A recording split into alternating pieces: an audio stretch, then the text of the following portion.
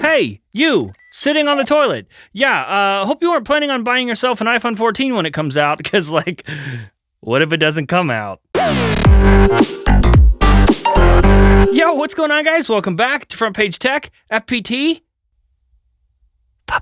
Of course, show the show that is tech news from one geek, that is me, to another that is you.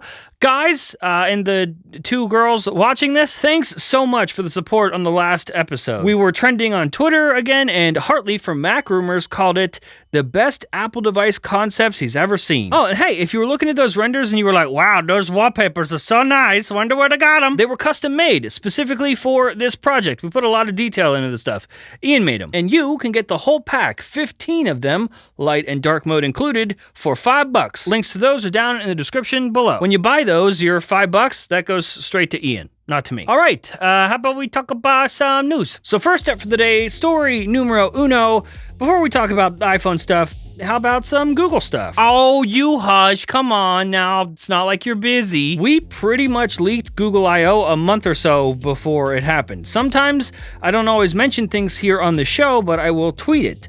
And this is one of those times I did that. Even with reports of an imminent Pixel Watch launch and Pixel 6a launch, I tried to warn everyone that things were way more delayed than they realized, saying that at Google I.O. we should get an official announcement for Pixel 6a, but that the device was pushed back for a release in late July. But as for Pixel Watch, that was not coming anytime soon, mentioning that Google is set to tease the watch on stage, which they did, but a formal announcement and launch wasn't planned until October with the Pixel 7 and the Pixel 7 Pro. One of the other things that people were hoping for during Google I.O., the Pixel Fold.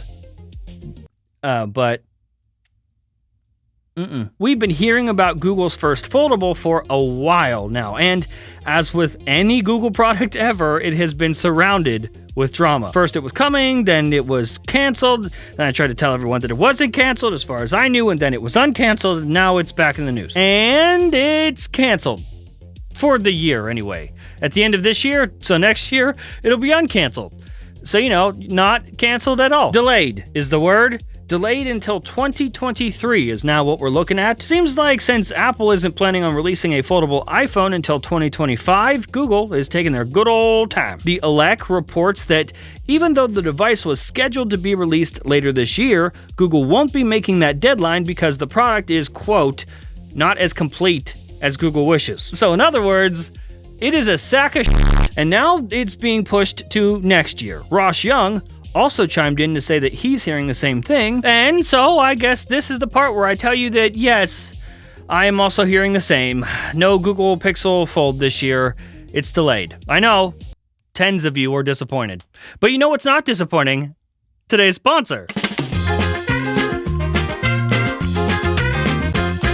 Man, it's rough. You just never know what's gonna happen. One minute you're sitting on the toilet watching this video, and next thing you know, that's why this episode is sponsored by Policy Genius. Life insurance gets more expensive as you age. Did you know that? And even if you're young, you never want to be unprepared. Don't leave your family to pick up a mess that you left behind. By going to policygenius.com/FPT, you can rate and compare personalized quotes from top companies to find the lowest price. And Policy Genius could end up saving you roughly 50%. They work for you, not the insurance companies. In fact, they've helped over 30 million people get covered. So join them. Go to policygenius.com/FPT to get your free life insurance quotes. And of course, a huge thanks to Policy Genius for sponsoring this episode.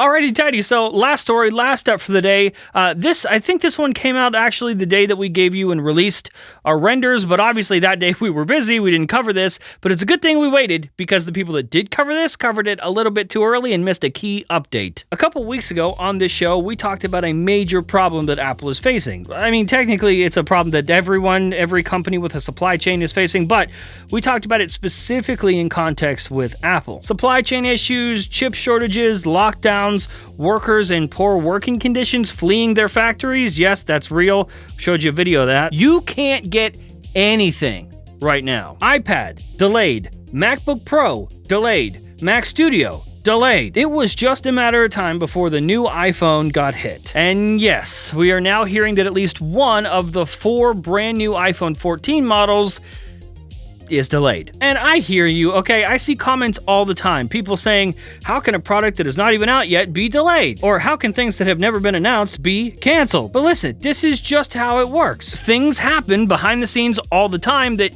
you just weren't supposed to know. And just because you weren't supposed to know it doesn't mean it didn't happen. So be snarky all you want, but it doesn't change the facts. That's like believing that there's not going to be another iPhone in September just because Apple hasn't announced it yet.